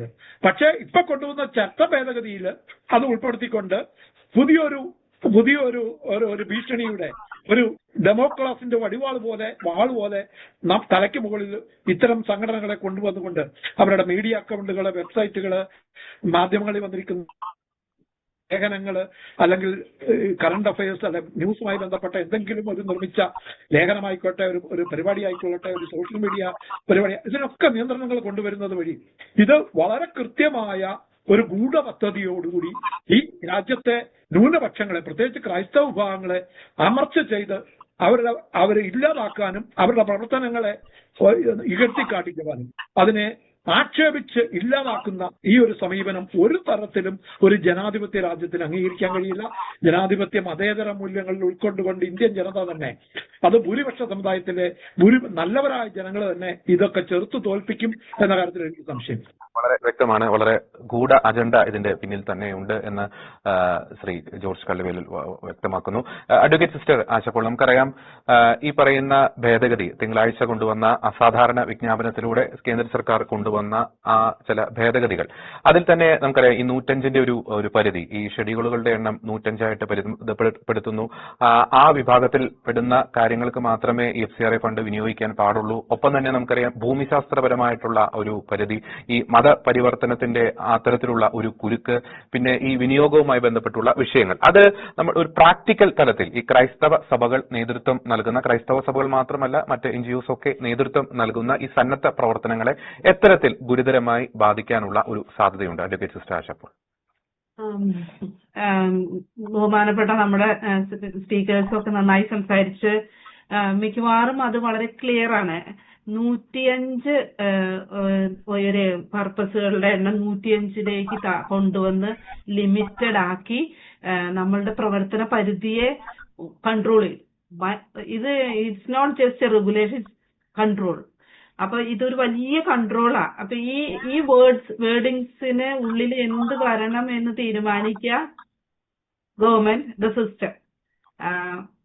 അവരുടെ ഇന്റർപ്രിട്ടേഷന് ബാധിക്കുന്ന തരത്തിലല്ല എന്ന് നമ്മുടെ പ്രവർത്തനങ്ങളിൽ നിന്ന് ബോധ്യപ്പെടുത്താൻ നമുക്ക് വേറെ ഒരു മാധ്യമങ്ങളും ഇല്ല. It depends on description. പ്രത്യേകിച്ച് എല്ലാ പർപ്പസുകളോടും ചേർന്ന്, മിക്കവാറും എല്ലാത്തിന്റെയും കൂടെ ചേർന്ന്, എക്സെപ്റ്റ് ഫോർ പ്രോസ്ലിറ്റേഷൻ എന്നൊരു വാക്കും കൂടെ ഉപയോഗിച്ചിരിക്കുന്നു. നമ്മളുടെ എല്ലാ പ്രവർത്തനങ്ങളിലും നമുക്കറിയാം, നമ്മൾ ഇറസ്പെക്റ്റീവ് ഓഫ് മതവും കാസ്റ്റും ക്രീഡും റിലീജിയനും ഒന്നും ഇല്ലാതെ എല്ലാവർക്കും ഹ്യൂമാനിറ്റിക്ക് വേണ്ടി സർവീസ് ചെയ്യുന്നത്. അപ്പൊ ഈ restriction two numbers and wordings, പ്രത്യേകതരം വാക്കുകളിലേക്ക് അത് ഉതിർക്കും. ഇതിന്റെ ഒബ്ജക്റ്റീവ്സിനെ കുറിച്ചുള്ള നിയന്ത്രണവും രൂപരേഖകളും 2010 2011 വന്ന റൂൾസിലുണ്ടായിരുന്നു. ഈ expansion is just to control, is just to drag you, and this is ഇതൊരു അവസരമായി മാറും. ഇനി നമ്മൾ ടാർഗറ്റ് ചെയ്യുന്ന ഒരു ഗ്രൂപ്പിന് ഇതൊരു അവസരമായി മാറും. കാരണം ഈ വാക്കുകളുടെ ഉള്ളില് നമ്മെ പെടുത്തണോ വേണ്ടയോ എന്ന് തീരുമാനിക്കുന്നത് നമ്മളോടുള്ള അവരുടെ ആഭിമുഖ്യം പോലെ. അപ്പൊ ഈ പാവങ്ങളെ വളർത്തുന്നതിന് ഇത് വളരെ വലിയ തടസ്സമാണ്. ഇത് മാത്രമല്ല, ഈ കീ ഫങ്ഷണറീസ് എന്ന് പറഞ്ഞൊരു ലിസ്റ്റ് ഉണ്ടാക്കി ആ ലിസ്റ്റിലേക്ക് ഒരു വലിയ ഗ്രൂപ്പിനെ അങ്ങ് ആഡ് ചെയ്യും. അപ്പൊ ഇതിനെ നമ്മൾ അനലൈസ് ചെയ്യുമ്പോൾ ആ കീ ഫങ്ഷണറീസ് ചിലപ്പോൾ നമ്മുടെ ഓഫീസിൽ ജോലി ചെയ്യുന്ന ഏറ്റവും അവസാനത്തെ ഓഫീസ് ബെയറർ പോലും, ഓഫീസിലെ ഒരു ജോലിക്കാരൻ പോലും അതിനകത്ത് പെടാം. അപ്പോൾ നമ്മളുടെയൊക്കെ ഓർഗനൈസേഷൻ, എസ്പെഷ്യലി ക്രിസ്ത്യൻസ് ഓർഗനൈസേഷൻസ്, മറ്റു മിക്കവാറും ഓർഗനൈസേഷൻസ് ഒക്കെ വലിയ ശൃംഖലകളായിട്ട് ജോലി ചെയ്യുന്നു, ശൃംഖലകളായിട്ട് പ്രവർത്തിക്കുന്നതാ. അപ്പൊ അതിനിടയിൽ each and every individual credibility നമ്മൾ ശ്രദ്ധിക്കണമില്ല എന്ന് ഞാൻ പറയുന്നില്ല. അപ്പൊ അതിനകത്തൊക്കെ നമ്മളെ വലിച്ചഴച്ച് ഈവൻ ദ ക്ലറിക്കൽ മിസ്റ്റേക്സിൽ പോലും ഒരു വലിയ പ്രോബ്ലം സാധൂകരിച്ച് അതിന് നമ്മളെ ക്യാൻസലേഷനിലേക്ക് ലീഡ് ചെയ്യണം. അപ്പൊ ജനനന്മയെ നിയന്ത്രിക്കുന്നതിന് ഉപയോഗിച്ചിരിക്കുന്നത് വളരെ കുഞ്ഞു കാര്യങ്ങൾ ഉപയോഗിച്ച് എങ്ങനെയെങ്കിലുമൊക്കെ തടയാമോ അവിടെയൊക്കെ തടയാനായിട്ടൊരു സാധ്യതയായിട്ട് ഇതിനെ മാറ്റുക. ഈ റൂൾസ് വലിയ ത്രെട്ടാ. ഇത് നമ്മൾ വിചാരിക്കുന്നേക്കാൾ കൂടുതൽ ത്രെട്ടാ. ഇത് കൂടുതൽ മേഖലകളിലേക്ക് സെൻട്രൽ ഗവൺമെന്റിന്റെ അല്ലെങ്കിൽ മിനിസ്ട്രി ഓഫ് ഹോം അഫയേഴ്സിന്റെ കരങ്ങളെ കടുത്ത് വിടാനും അവർക്ക് കൂടുതൽ നമ്മുടെ മേൽ കൂടുതൽ നിയന്ത്രണങ്ങൾ ചെലുത്താനുള്ള ഒരു സാധ്യതയാണ്. അതുപോലെ ഈ പറഞ്ഞ പോലെ 10 ലക്ഷം രൂപ ചെറിയ ഇന്റീരിയർ വില്ലേജുകൾ, നമ്മളുടെ മിക്കവാറും സ്ഥലങ്ങളിലൊക്കെ, ചെറിയ സ്ഥലങ്ങളിലൊക്കെ ചെയ്യുന്നവർക്ക് 10 ലക്ഷം രൂപ ഒരു വലിയ ലിമിറ്റാ. അപ്പൊ നമ്മള് ഏറ്റവും കുറഞ്ഞ രീതിയിൽ ഏറ്റവും നന്നായി സേവനം ചെയ്യാൻ ആഗ്രഹിക്കുകയും ബാധ്യതകൾ കുറയ്ക്കാൻ ആഗ്രഹിക്കുകയും ചെയ്യുന്ന ഒരു കമ്മ്യൂണിറ്റിയാണ്, പ്രത്യേകിച്ച് റിലീജിയസ് കമ്മ്യൂണിറ്റീസ് ഒക്കെ നോക്കുമ്പോൾ. അപ്പൊ അവരുടെ ഇടയിൽ ഈ 10 ലക്ഷം ലിമിറ്റ് ഇതൊരു വലിയ ബ്ലോക്കാണ്. കൂടാതെ നമുക്ക് കിട്ടുന്ന എല്ലാ ഓർഗനൈസേഷനുകളും വലിയ NGOസും തരുന്നതൊന്നുമല്ല, വലിയ ഓർഗനൈസേഷൻസും NGOസും തരുന്നില്ല. മിക്കവാറും റിലീജിയസ് കോൺഗ്രിഗേഷൻസിനെയൊക്കെ വെച്ച് നോക്കുമ്പോൾ അവരുടെ തന്നെ സിസ്റ്റേഴ്സും അച്ഛന്മാരും അല്ലെങ്കിൽ ആൾക്കാരും ഒക്കെ ജോലി ചെയ്തിട്ട് ശമ്പളവും അവരുടെ ഇൻകത്തിന്റെ ഷെയർ നമുക്ക് കിട്ടുന്നത്. അപ്പൊ ഇതിന്റെ എമൗണ്ട് പ്രിസ്ക്രൈബ്ഡ് ആയിരിക്കണമെന്നോ അല്ലെങ്കിൽ വലിയ എമൗണ്ട് വരണമെന്നൊന്നും നിർബന്ധമില്ല. അപ്പൊ നമ്മളുടെ ആവശ്യങ്ങൾക്കനുസരിച്ച് അത് വന്നുകൊണ്ടിരിക്കുന്നു. റെഗുലേഷൻസ് വേണ്ട എന്നൊന്നും നമ്മൾ പറയുന്നില്ല. പക്ഷെ എനിക്ക് തോന്നുന്നു FCRA റെഗുലേഷൻസ്, FCRA നിയമത്തിൽ ഉണ്ടായിരുന്ന കൺട്രോളും അതിന്റെ സ്വസ്ഥതയും മറ്റേത് നിയമത്തിനും 2010 വരെ ഉണ്ടായിരുന്നില്ല. 2010 ശേഷം നമുക്ക് വേണ്ടത്ര നിയന്ത്രണങ്ങൾ അതിനകത്ത് വരുത്തി. അതിനകത്തൊന്നും സഭയോ ആരും ഒബ്ജക്ട് ചെയ്തില്ല. കാരണം നമ്മൾ റെഗുലേഷൻസിന് അഗെയിൻസ്റ്റ് ആയിട്ട് വർക്ക് ചെയ്യുന്ന ഒരു സിസ്റ്റം മെക്കാനിസം ഒന്നും അല്ല. എപ്പോഴും ഗവൺമെന്റിന്റെ പോളിസികളോടും റെഗുലേഷൻസിനോടും നമ്മൾ സപ്പോർട്ട് ചെയ്തിട്ടുണ്ട്. കാരണം 2010 നിയമങ്ങളിലും 2011 വന്ന റെഗുലേഷൻസിലോ റൂൾസിലൊക്കെ ഇതിനകത്ത് ഉണ്ടായിരുന്നു. സെൻട്രലൈസ്ഡ് ആക്കി, നോബഡി ഒബ്ജക്റ്റഡ്. നമ്മുടെ അസറ്റ്സിന്റെ റെക്കോർഡ്സ് സബ്മിറ്റ് ചെയ്തു, നോബഡി ഒബ്ജക്റ്റഡ്. നമുക്കൊരു സുതാര്യതയുടെ കുറവുണ്ടായിരുന്നു. നമ്മുടെ റെക്കോർഡ്സ് അവർക്ക് കൊടുക്കുമായിരുന്നു. എല്ലാ റെക്കോർഡ്സും ഇന്ന് മിനിസ്ട്രി ഓഫ് ഹോം അഫയേഴ്സിന്റെ കയ്യിൽ ഇതെല്ലാം ഉണ്ട്. നമ്മുടെ കയ്യിൽ നിന്ന് ചോദിച്ചു മേടിക്കേണ്ട ആവശ്യമൊന്നുമില്ല. ഇതെല്ലാം കഴിഞ്ഞപ്പോ ട്രാൻസാക്ഷൻസ് ഇല്ല എന്ന് പറഞ്ഞ് 50ഓളം ഓർഗനൈസേഷൻസിനെ, ക്യാൻസൽഡ് ഓർഗനൈസേഷനെ പേഴ്സണലി CBCIയുടെ നേതൃത്വത്തിൽ നമ്മൾ അനലൈസ് ചെയ്തു. അപ്പൊ മെജോറിറ്റി ഓഫ് ദം ക്യാൻസൽ ആയിരിക്കുന്നത് 2021 മുതൽ 23 വരെയുള്ള കാലഘട്ടങ്ങളിൽ ആക്ടിവിറ്റീസ് നടന്നിട്ടില്ല. ആ കാലഘട്ടങ്ങൾ നമുക്ക് അറിയാവുന്നല്ലേ. അതെന്നായിരുന്നു? കോവിഡ് സമയമായിരുന്നു. ഈ കോവിഡ് സമയത്ത് പണം ഉണ്ടായാലും നമ്മൾ ആക്ടിവിറ്റി നടത്തണമെന്ന് ആഗ്രഹിച്ചാലും നമുക്ക് വേറെ റെഗുലേഷൻസ് ഉണ്ടായിരുന്നു. ആ റെഗുലേഷൻസ് ഗവൺമെന്റിന്റെ പരിമിതികൾക്കുള്ളിലുള്ളതായിരുന്നു, ഗവൺമെന്റിന്റെ നിയന്ത്രണത്തിനുള്ളിലുള്ള റെഗുലേഷൻസ് ആയിരുന്നു. എന്നിട്ട് നമ്മൾ അതിന് കൊടുത്ത റെസ്പോൺസുകൾ ഒന്നും സാറ്റിസ്ഫാക്ടറി അല്ല എന്ന ഗ്രൗണ്ട് പറഞ്ഞ് അത് ക്യാൻസൽ ചെയ്തു. അപ്പൊ ഈ ക്യാൻസൽ ചെയ്തപ്പോൾ ഒരു വലിയ ജനസമൂഹത്തിന്റെ ജീവിക്കാനുള്ള അവകാശത്തെ നഷ്ടപ്പെടുത്തിയത്. Right to live is a മൗലികാവകാശം. നമ്മുടെ ജീവിക്കാനുള്ള അവകാശം ഇന്ത്യൻ കോൺസ്റ്റിറ്റ്യൂഷൻ, ഇന്ത്യയുടെ ഭരണഘടന നൽകുന്ന ഒരു മൗലികാവകാശമാണ്. ആർട്ടിക്കിൾ 21 അനുസരിച്ച്. ആർട്ടിക്കിൾ 21ന്റെ ഇന്റർപ്രിട്ടേഷൻ സുപ്രീം കോടതി നൽകിയതനുസരിച്ച് ഏറ്റവും right to live, life means right to live with dignity. അപ്പൊ ഒരു സാധാരണക്കാരനെ ഡിഗ്നിഫൈഡ് ജീവിതം കൊടുത്തുകൊണ്ടിരിക്കുന്ന ഏജൻസികളുടെ മേലിൽ ബ്ലോക്ക് ചെയ്ത് we don't expect to do that എന്ന് പറയുന്ന ഒരു അവസ്ഥയായിട്ട് വെക്കാം. സിസ്റ്റർ, രണ്ട് കാര്യം കൂടെ ഞാനൊന്ന് ഒരു ഉദാഹരണമായിട്ട് ചോദിക്കാൻ ആഗ്രഹിക്കുന്നു. നമ്മൾ നേരത്തെ പറഞ്ഞ ഈ ഭൂമിശാസ്ത്രപരമായിട്ടുള്ള ഒരു പരിധി, ഒരു ഉദാഹരണമായിട്ടാണ് ഞാൻ പറയുന്നത്. അതായത് ഇപ്പോൾ ഒരു ഉദാഹരണം പറയുകയാണ്, ഇപ്പോൾ കാരിത്താസ് ഇന്ത്യ അത് രജിസ്റ്റർ ചെയ്തിരിക്കുന്നത് ഡൽഹിയിലാണ് എന്ന് വെക്കുക. അപ്പോൾ ഈ കേരളത്തിൽ ഒരു ദുരന്തം ഉണ്ടാകും. ഇപ്പോൾ വയനാടുണ്ടായ ഉരുൾപൊട്ടൽ പോലുള്ള ഒരു ദുരന്തങ്ങൾ ഉണ്ടാകുന്നു. അപ്പോൾ നിലവിലെ ഭേദഗതി പ്രകാരം ഇപ്പോൾ ഈ ദുരിതബാധിതരെ സഹായിക്കാൻ വേണ്ടി കാരിത്താസ് ഇന്ത്യക്ക് വിദേശത്തു നിന്ന് ഒരു ഫണ്ട് കിട്ടിക്കഴിഞ്ഞാൽ അവർക്ക് കേരളത്തിലേക്ക് വിനിയോഗിക്കാൻ പറ്റില്ലാത്ത ഒരു സാഹചര്യത്തിലേക്കല്ലേ കാര്യങ്ങൾ എത്തി നിൽക്കുന്നത്? തീർച്ചയായിട്ടും. അത് ഇപ്പൊ ഈ പുതിയ 2026 റൂൾസ് അനുസരിച്ച്, ഈ ഭേദഗതി അനുസരിച്ച് 1 വർഷത്തിനുള്ളിൽ നിങ്ങളുടെ പർപ്പസും സ്കോപ്പും ജിയോഗ്രഫിക്കൽ ടെറിട്ടറിയും ഡിസ്ക്ലോസ് ചെയ്യണം. അപ്പൊ ഇതിനകത്ത് ഈ പാൻ ഇന്ത്യ എന്നുള്ള ഒരു ആസ്പെക്ട് ഇല്ല. അപ്പൊ പിന്നെ നിങ്ങൾ ഈ പർപ്പസുകൾ അനലൈസ് ചെയ്യുമ്പോഴും ഒരു ഇമ്മീഡിയറ്റ് നെസസിറ്റീനെ അഡ്രസ് ചെയ്യാനുള്ള സ്കോപ്പ് ഇവിടെ ഇല്ല. പണ്ട് നമ്മളുടെ ഈ പർപ്പസുകൾ 3 or 4 കാറ്റഗറിയിൽ ലിമിറ്റഡ് ആയിരുന്നു. അതായത് social, religious, economical and educational. One more I guess.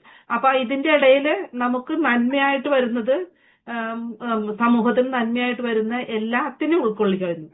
പക്ഷെ ഇപ്പൊ ഈ തന്നിട്ട് പറയാണ് ഈ സെയിം ഹെഡിങ്ങിന്റെ അടിയിൽ കുറച്ച് കാര്യങ്ങൾ എഴുതി കൂട്ടി ഇത് തന്നെ. പിന്നെ ഈ ജോഗ്രഫിക്കൽ റെസ്ട്രിക്ഷൻ അത് ഭയങ്കര വലിയ പ്രശ്നമാണ്. വലിയ ഓർഗനൈസേഷൻസുകൾക്ക് ഔട്ട്റീച്ച് കിട്ടുന്നത് നമ്മുടെ അത്യാവശ്യ സമയത്ത് ഇടപെട്ട് അത്യാവശ്യ സമയത്ത് സഹായിക്കുക എന്നുള്ള ഈ പ്രത്യേകിച്ച് ഈ നാച്ചുറൽ കലാമിറ്റി പോലെയുള്ള സംഭവങ്ങളിൽ സഹായിക്കാനുള്ള നമ്മുടെ സാധ്യതകളെ അടച്ചു കളഞ്ഞു. അത് പറയാം, അതാണ് വളരെ കൃത്യമാണ് അത്. വ്യക്തമാണ്. യെസ്, ഞാൻ അടുത്ത ഘട്ടത്തിലേക്ക് അങ്ങിലേക്ക് തിരിച്ചു. ശ്രീ ആൻഡോക്കര, ഇതുവരെ നമ്മൾ ചർച്ച ചെയ്തു ഈ ഭേദഗതിയുടെ അല്ലെങ്കിൽ ഈ അസാധാരണ വിജ്ഞാപനത്തിന്റെ ചില ഗൂഢ അജണ്ടകൾ. അതിലൂടെ ഈ കാരുണ്യ പ്രവർത്തികൾ നടത്തുന്ന NGOകൾക്ക് എങ്ങനെ കൂച്ചുവിലങ്ങിട്ടു എന്ന കാര്യം നമ്മൾ ഡിസ്കസ് ചെയ്തു. ഏറ്റവും കൂടുതൽ ഇത് ബാധിക്കുന്നത് ക്രൈസ്തവ സമൂഹത്തെയാണ് എന്നതൊരു യാഥാർത്ഥ്യം തന്നെയാണ്. എന്തുകൊണ്ടാണ് പലപ്പോഴും കൃത്യമായിട്ടുള്ള ഇടവേളകളിൽ ഇത്തരത്തിലുള്ള നമുക്കറിയാം നിർബന്ധിത മതപരിവർത്തന നിരോധന നിയമങ്ങൾ പല സംസ്ഥാനങ്ങളിലുമുണ്ട്. ഇപ്പോൾ FCRA പോലുള്ള വിഷയങ്ങൾ ഈ രാജ്യത്ത് നന്മ മാത്രം ചെയ്യുന്ന ക്രൈസ്തവ സഭകളോട് എന്തുകൊണ്ടാണ് പലപ്പോഴും ഭരണകൂടങ്ങൾ ഇത്തരത്തിൽ ഒരു അസഹിഷ്ണുത പുലർത്തുന്നത്? ഇത്തരത്തിലുള്ള നിയമ നിർമ്മാണങ്ങളിലൂടെ ഈ പ്രവർത്തനങ്ങളെ പരിമിതപ്പെടുത്തുവാൻ എന്തുകൊണ്ട് അവർ ശ്രമിക്കുന്നു? ശ്രീ ഡോക്ടർ, ഈ FCRA മാത്രമല്ല, ഈ BJP ഗവൺമെന്റിന്റെ അജണ്ട എന്ന് പറഞ്ഞാല് പോളറൈസ് ദ പീപ്പിൾ, ജനങ്ങളെ മതത്തിന്റെ പേരിൽ വിഘടിപ്പിക്കുക. ഇപ്പൊ മെജോറിറ്റി പറയുന്നത് എന്താണ്? Hindu, it is a Hindu country, it's Hindu is our country. So you are outsiders. We don't care എന്നുള്ളതാണ് ഒരു വിധത്തില്.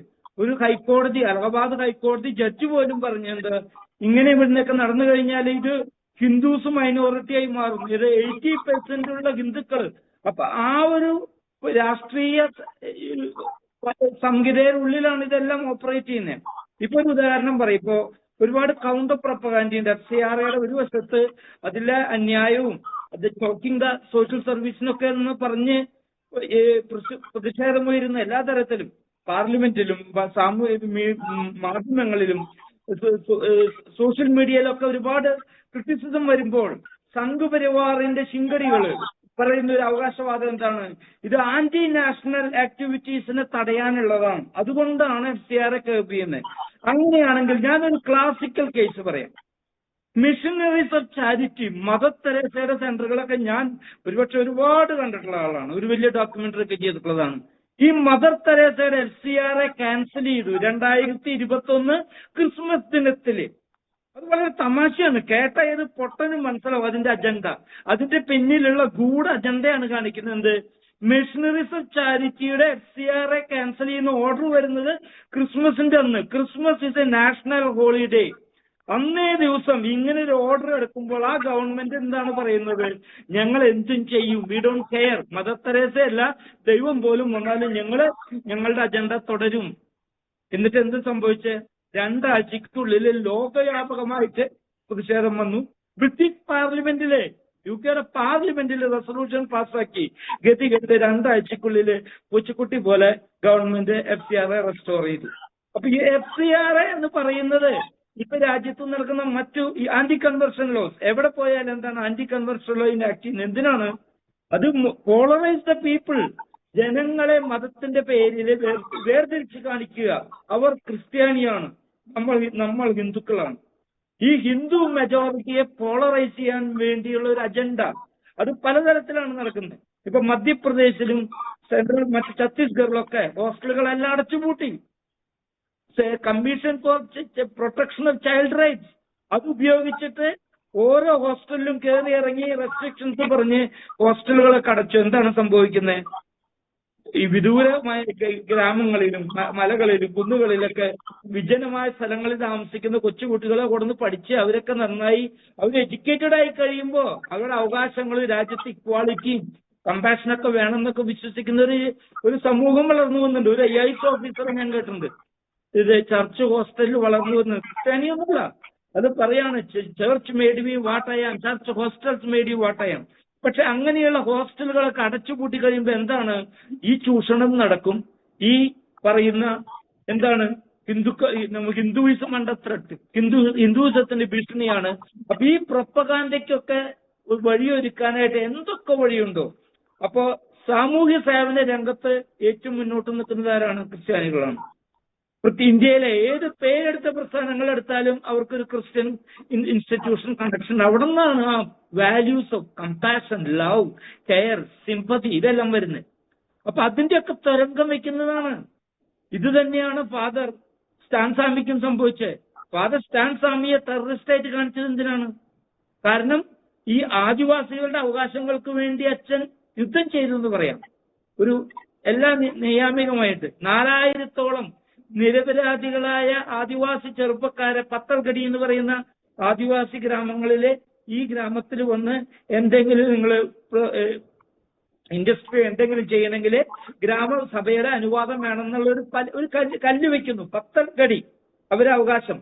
ഈ കല്ല് വെക്കുന്നവരൊക്കെ ടെററിസ്റ്റാക്കി അറസ്റ്റ് ചെയ്ത് അച്ഛൻ അവരെ റിലീസ് ചെയ്ത് 4000-ഓളം ചെറുപ്പക്കാർ അച്ഛൻ ജയിലിൽ നിന്ന് പുറത്തിറക്കി. അതുകൊണ്ട് എന്തായി? അച്ഛനെ അർബൻ ടെററിസ്റ്റ് ആക്കി. അമേരിക്കയിൽ നിന്ന് പ്രധാനമന്ത്രിയെ പോലും കൊല്ലാനായിട്ട് പ്ലാൻ ഉണ്ടാക്കി എന്ന് പറഞ്ഞ് ഹാക്കർ ഉപയോഗിച്ച് അച്ഛന്റെ കമ്പ്യൂട്ടറിൽ ഒരു ഫയൽ ഉണ്ടാക്കി അച്ഛനെ അറസ്റ്റ് ചെയ്ത് പാവത്തിന് ഒരു സിപ്പർ പോലും കൊടുക്കാതെ കോവിഡ് സമയത്ത് അതൊരു എക്സ്ട്രാ ജുഡീഷ്യൽ എക്സിക്യൂഷൻ പോലെയാണത്. അതില് ബോംബെ ഹൈക്കോടതിയിൽ വിധിയൊന്നും വരുന്നില്ല. അപ്പോൾ സത്യവും നീതിക്ക് വേണ്ടി യുദ്ധം ചെയ്യാനുള്ള വെന്യൂസ് ചുരുക്കി കൊണ്ടുവരുന്ന ഒരു ഭാഗമാണ് FCRA അമെന്റ്മെന്റ്. അല്ലാതെ ആന്റി നാഷണൽ ആക്ടിവിറ്റീസ് ഒന്നല്ല ഇവിടുത്തെ ഇഷ്യൂ. കാരണം ഒരു അജണ്ട, പൊളിറ്റിക്കൽ അജണ്ട, ഹിന്ദു ഹെജമണിക്ക് ആരും എതിർത്ത് നിൽക്കരുത്. ഇപ്പൊ പറഞ്ഞ റൂൾസിൽ ഞാൻ നേരത്തെ പറയാൻ മറന്നുപോയതാണ്. ഇപ്പൊ പുതിയ പറയുന്ന നോംസിൽ എന്തൊക്കെയാ പറയുന്നത്? No broadcasting, no publication, no magazines, no books, no magazine, not even leaflet, ഇതൊന്നും പബ്ലിഷ് ചെയ്യാൻ പാടില്ല. 2, no live telecasting, no news sharing. അപ്പൊ അതുകൊണ്ടാണ് സോഷ്യൽ മീഡിയയ്ക്കൊക്കെ കേർബ് ചെയ്യുന്നത്. ചുരുക്കി പറഞ്ഞ you will be silent, choking the voice of protest and dissent. അതാണ് ഈ FCRA മറ്റും. FCRA വളരെ ഓർഗനൈസ്ഡ് ആണ്. കാരണം അതുവഴിയാണ് ക്രിസ്ത്യൻസിന് ഒതുക്കാൻ പറ്റുള്ളൂ. ഇപ്പൊ ഞാൻ ഒരു ഉദാഹരണം പറയും. ഞാൻ ഡൽഹി യൂണിവേഴ്സിറ്റിയിൽ നിന്നൊക്കെ LLB ചെയ്ത 30 കൊല്ലം മുന്നേ. അപ്പൊ ഇടയ്ക്കൊക്കെ പലരായിട്ട് കോൺടാക്ട് ചെയ്യുമ്പോൾ ആദ്യമൊക്കെ ലേബർ ലോയിലും മറ്റതിലൊക്കെ ഇന്ത്യൻ ലോ ഇൻസ്റ്റിറ്റ്യൂട്ടില് സ്പെഷ്യൽ കോഴ്സസ് ഉണ്ട്. അപ്പൊ ഒരിക്കലും ഞാൻ അവിടെ ഇങ്ങനെ ഒരു പ്രോഗ്രാം ഒക്കെ അറിയാൻ വേണ്ടി അവിടെ ഒരു ഫ്രണ്ടിനോട് കോൺടാക്ട് ചെയ്തപ്പോ പറയാണ്, ഇപ്പൊ ലേബർ ലോ ഒന്നും പഠിക്കാൻ ആരുമില്ല. നമുക്കറിയാം സോഷ്യൽ ആക്ഷൻ ഗ്രൂപ്പ്സ്, NGOs ഒക്കെ അടച്ചുപൂട്ടി. NGO സെക്ടർ ഇല്ല, MSW പഠിക്കാൻ ആളില്ല, കാരണം ജോലിയില്ല. അപ്പൊ ഒരു രാജ്യത്ത് ദ അതർ വോയിസ്, ഓൾട്ടർനേറ്റ് വോയിസിനെ അടച്ച് എന്താ പറയാ ചങ്ക് പിടിച്ച് അടയ്ക്കുന്ന ഒരു പ്രസ്ഥാനമായിട്ട് അതിന്റെ ഒരു പ്രതിഫലനമാണ് FCRA. ഈ രാജ്യത്തെ suppression of truth and justice, fight for justice, അതിനെ ഒതുക്കുന്ന അതിനുള്ളൊരു ടൂൾ, അതിന്റെ ഒരു ക്ലാസിക്കൽ എക്സാമ്പിൾ ആണ് FCRA. അല്ലാതെ ആന്റി നാഷണൽ ആക്ടിവിറ്റീസ് കർബ് ചെയ്യാനൊന്നല്ല. അതിന്റെ അർത്ഥം ഇതൊരു ഫാസിസ്റ്റ്, ഹിന്ദു ഫാസിസ്റ്റ് സ്റ്റേറ്റ് ആയിട്ട് മാറിക്കൊണ്ടിരിക്കുകയാണ്. ഇപ്പോ കേട്ടാ നമ്മളെ വിശ്വസിക്കില്ല, സൈനിക് ഗവൺമെന്റിന്റെ സൈനിക് സ്കൂൾസ്, സൈനിക് സ്കൂളിൽ നിന്നാണ് പലരും ആർമിയിൽ ചേരുന്നത്. സൈനിക് സ്കൂൾസിൽ കഴിഞ്ഞ മാസങ്ങളിൽ അലോട്ട് ചെയ്ത 62% സൈനിക് സ്കൂളുകളും നടത്തുന്നത് സംഘ് പരിവാർ കണക്ഷൻ ഉള്ളവരാണ്.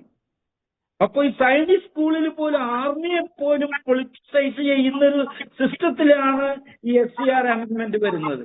ഇതൊരു ഭീകരാന്തരീക്ഷത്തിലേക്കാണ്. It's a time for to speak up. വളരെ വ്യക്തമാണ്. ശ്രീ ജോർജ് കള്ളുവേലിൽ, നമുക്ക് ഈ കേന്ദ്ര സർക്കാർ കൊണ്ടുവന്ന ഈ വിജ്ഞാപനത്തിലെ 2 കാര്യങ്ങൾ നമ്മൾ നേരത്തെ ചർച്ച ചെയ്ത ഈ സാമൂഹ്യ മാധ്യമങ്ങളിലെ അല്ലെങ്കിൽ മീഡിയയിലൂടെ ഉള്ള ഒരു ഇടപെടൽ, പ്രത്യേകിച്ച് ഈ FCRA ലൈസൻസ് കിട്ടിയ സ്ഥാപനങ്ങൾ, അതിലെ ഉത്തരവാദിത്തപ്പെട്ട വ്യക്തികൾ, ഒപ്പം തന്നെ ഈ മതപരിവർത്തനത്തിന്റെ മറ്റൊരു വശം, മതപരിവർത്തനം എന്ന് പറയുന്ന ഒരു കാര്യം ഇതിൽ ഇല്ലാതാക്കുന്ന ഒരു കാര്യം. നമ്മൾ വേറൊരു രീതിയിൽ ചിന്തിച്ചു നോക്കുമ്പോൾ പലപ്പോഴും നമുക്കറിയാം ക്രൈസ്തവ സഭകൾ നേതൃത്വം നൽകുന്ന FCRA അതിന് ചുക്കാൻ പിടിക്കുന്ന ഒരു വൈദികരായിരിക്കാം, സന്യസ്തരായിരിക്കാം. ഇവർ പലപ്പോഴും ഈ പ്രസംഗങ്ങളും അല്ലെങ്കിൽ ആത്മീയമായിട്ടുള്ള കാര്യങ്ങളൊക്കെ സാമൂഹ്യ മാധ്യമങ്ങളിലൊക്കെ പങ്കുവെക്കാനുള്ള ഒരു സാധ്യതയുണ്ട്. പലപ്പോഴും പലരും ഈ വലിയ ബൈബിൾ കൺവെൻഷനുകളിലൊക്കെ പ്രസംഗിക്കാനുള്ള ഒരു സാധ്യതയുണ്ട്. അപ്പോൾ ഇത് രണ്ടും ഇങ്ങനെ കൂട്ടിക്കെട്ടി FCRA കട്ട് ചെയ്യുന്ന രീതിയിലേക്ക് ഒരു അജണ്ട, തന്ത്രപരമായിട്ടുള്ള ഒരു അജണ്ട നമുക്ക് തീർച്ചയായിട്ടും ഇതിൽ സംശയിക്കാൻ സാധിക്കില്ല. പ്രത്യേകിച്ച് ഒരു ക്രൈസ്തവരുടെ ഒരു ആംഗിളിൽ നോക്കുമ്പോൾ, ഒരു ക്രിസ്ത്യൻ പശ്ചാത്തലത്തിൽ നമ്മൾ ചിന്തിച്ചു നോക്കുമ്പോൾ. എന്റെ സുഹൃത്ത് ആൻഡോ അക്കില പറഞ്ഞതുപോലെ ഇതൊന്നും സംശയത്തിന്റെ പോലും ഇനി അവശേഷിക്കുന്നില്ല. വളരെ അത് വലിയ മറയൊന്നുമില്ലാതെ കാര്യങ്ങൾ ചെയ്യുന്നത്. ഇവിടെ നമുക്കറിയാം ഇന്ത്യയിലെ തെരഞ്ഞെടുപ്പ് കമ്മീഷൻ മുതൽ ഉള്ള ഭരണഘടനാ സ്ഥാപനങ്ങളെ വരെ എങ്ങനെയാണ് പരിധിയിലാക്കുന്നത് എന്ന് നമ്മൾ കണ്ടുകൊണ്ടിരിക്കുകയാണ്. അപ്പോൾ സ്വാഭാവികമായിട്ടും ഇപ്പോ ഈ യാഥാർത്ഥ്യങ്ങള് പലപ്പോഴും നമ്മുടെ തന്നെ സമൂഹത്തിലുള്ള ഈ പൊതുസമൂഹത്തിലുള്ള സാധാരണക്കാര്, ഞാൻ ഏതെങ്കിലും ഒരു ന്യൂനപക്ഷമോ ഭൂരിപക്ഷമോ അല്ല, സാധാരണക്കാരല്ല ഇതിന്റെ ഒരു ബുദ്ധിമുട്ടുകൾ മനസ്സിലാക്കിയിട്ടില്ല എന്ന് മാത്രമാണ് പറയുന്നത്.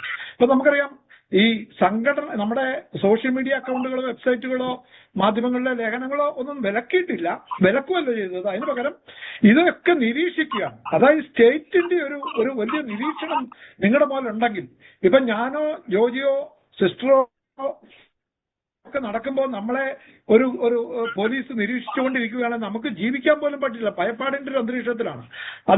അത് ഒരു വീടിന്റെ മുന്നിൽ ക്യാമറ വെക്കുകയോ പോലീസുകാരെ പതിവായി ചാരന്മാരെ നിയോഗിക്കുകയോ ചെയ്താലേ അതിന് വിഷമം മനസ്സിലാവുള്ളൂ.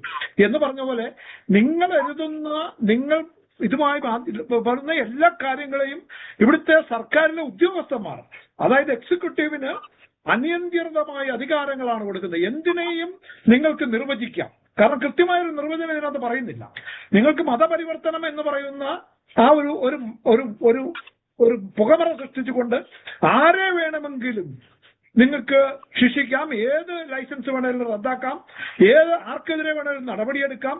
അതിന് അത് പിന്നീട് ഒരു 4 കൊല്ലം കഴിയുമ്പോഴോ 5 കൊല്ലം കഴിയുമ്പോഴോ ഹൈക്കോടതിയിൽ നിന്ന് അത് ചിലപ്പം വെറുതെ വിട്ടേക്കാം. നമുക്കറിയാമല്ലോ, മദർ തെരേസയുടെ സിസ്റ്ററിനെ അറസ്റ്റ് ചെയ്തതിന് ഒരടിസ്ഥാനവും ഇല്ലെന്ന് പറഞ്ഞ് അവിടെ നിന്ന് വിട്ടു. പക്ഷെ അന്നേരത്തേക്കും ശിക്ഷ മുഴുവൻ കഴിഞ്ഞു. ഈ രാജ്യത്തെ ജനങ്ങളുടെ മുന്നിൽ കുറ്റവാളിയാക്കി ആ കന്യാസ്ത്രീയെ, ഏറ്റവും നിരപരാധിയായി ഏറ്റവും സാധാരണക്കാർക്ക് വേണ്ടി പ്രവർത്തിച്ച, പാവങ്ങൾക്ക് വേണ്ടി ജീവിതം ഒഴിഞ്ഞുവെച്ച ആ കന്യാസ്ത്രീയെ, അദ്ദേഹം പറഞ്ഞ പോലെ നമ്മുടെ ജസ്യൂട്ട് വൈദികനായിരുന്ന ഫാദർ സ്റ്റാൻ സ്വാമിയോടൊക്കെ ചെയ്ത അതേ ക്രൂരതയുടെ മറ്റൊരു രൂപം. ഇത് പല രീതിയിലാണ്. അത് കാണ്ടമാലയിൽ നമ്മൾ കണ്ടു, പല ആക്രമണങ്ങളിലൂടെ കണ്ടു. അത് ഈ രീതിയിൽ എല്ലാ തരത്തിലും ഒരു ന്യൂനപക്ഷ വിഭാഗങ്ങളെ എവിടെയൊക്കെ ക്രൂശിക്കാൻ കഴിയുമോ അതെല്ലാം ചെയ്യുന്ന വലിയൊരു ആശങ്ക ഉണ്ടാക്കുന്ന, അതായത് രാജ്യത്തെ ഭരണഘടന ഉറപ്പു നൽകുന്ന ഭരണഘടനാപരമായ മൗലികാവകാശങ്ങൾ പോലും ലംഘിക്കുന്ന, അത് വളഞ്ഞ വഴിയിലൂടെ ലംഘിക്കുന്ന എല്ലാം പിൻവാതിലിലൂടെയാണ്. ഇപ്പൊ നമുക്കറിയാം, പാർലമെന്റില് നിയമം കൊണ്ടുവരാൻ ശ്രമിച്ചു, FCRA ഭേദഗതി നിയമം. അതിനകത്താണ് ഈ സ്വത്തുക്കൾ മുഴുവൻ കണ്ടുകെട്ടാനുള്ള വലിയ ഒരു ദൂരവ്യാപകമായ ഫലങ്ങൾ ഉണ്ടാക്കാവുന്ന ഒരു പ്രശ്നം ഉണ്ടാക്കിയത്. ആ ബില്ല് തൽക്കാലത്തേക്ക് മരവിപ്പിച്ചുകൊണ്ട് വന്നപ്പോ, അത് പ്രതിഷേധത്തെ തുടർന്ന് നിർത്തേണ്ടി വന്നപ്പോ, അപ്പോൾ വളഞ്ഞ വഴിയിലൂടെ പിൻവാതിലിലൂടെയാണ് ഇപ്പൊ ചട്ട ഭേദഗതി എന്ന പേരിൽ ചട്ടങ്ങൾ ഭേദഗതി ചെയ്തുകൊണ്ട്, ഈ ചട്ടങ്ങളിൽ നിയമങ്ങളില്ലാത്ത കാര്യങ്ങൾ വരെ പറഞ്ഞിരിക്കുന്നത്. സാധാരണ നിയമങ്ങൾ നടപ്പാക്കുന്നതിനാണ് ചട്ടങ്ങൾ കൊണ്ടുവരേണ്ടത്. ഇപ്പോൾ ഒരു പാർലമെന്റ് ഒരു നിയമം പാസാക്കിയാൽ അത് എങ്ങനെ, അതിന്റെ നിയമത്തിൽ പറഞ്ഞിരിക്കുന്ന കാര്യങ്ങൾ എങ്ങനെ നടപ്പാക്കണം എന്നതിനെ കുറിച്ചാണ് ചട്ടം കൊണ്ടുവരേണ്ടത്. ഇപ്പോൾ ഇവിടെ കൊണ്ടുവന്നിരിക്കുന്ന റൂൾസ്, ആ റൂൾസ് എന്ന് പറയുന്ന ചട്ടങ്ങള്, ആ ചട്ടങ്ങള് പലതും നിയമത്തിലില്ല. മതപരിവർത്തനം എന്ന് പറഞ്ഞൊരു വാക്ക് പോലും നിയമത്തിലെ ഒറിജിനൽ FCRA നിയമത്തിന്റെ ഒരിടത്തും പറയുന്നില്ല. എന്ന് മാത്രമല്ല, മതം ആയി ബന്ധപ്പെട്ട പ്രവർത്തനങ്ങൾ നടത്തുന്നതിന് ഇത് അനുവദിച്ചിട്ടുമുണ്ട്. അത് നിയമത്തിൽ കൃത്യമായി അനുവദിച്ചിട്ടുണ്ട്. അപ്പൊ അതെല്ലാം മറച്ചു വെച്ചുകൊണ്ടാണ് ഈ പുതിയ ഒരു രീതി നടക്കുന്നത്. മതവിദ്യാഭ്യാസം, ദൈവശാസ്ത്ര പഠനം, മതപാരമ്പര്യങ്ങളുടെ സംരക്ഷണം, മതപരമായ ഒത്തുചേരലുകൾ, അതായത് മീറ്റിങ്ങുകൾ, ഇത് തുടങ്ങിയൊക്കെ ഈ നിയമത്തിൽ അനുവദനീയമാണ്. അത് നിയമപരമായി അനുവദിക്കപ്പെട്ട ഒരു രാജ്യമാണിത്. ഇവിടെ ഭരണഘടനാപരമായ അവകാശങ്ങളെ പോലും പിന്നാമ്പുറത്തൂടെ വളഞ്ഞ വഴിയിലൂടെ ആക്രമിക്കുകയും, ഇത് അതായത് സെലക്ടീവ് ഫെൻഡിങ് എന്ന് പറയുന്ന പോലെ, ഇത് ചിലർക്ക് മാത്രം, അവർക്ക് ആരെയാണോ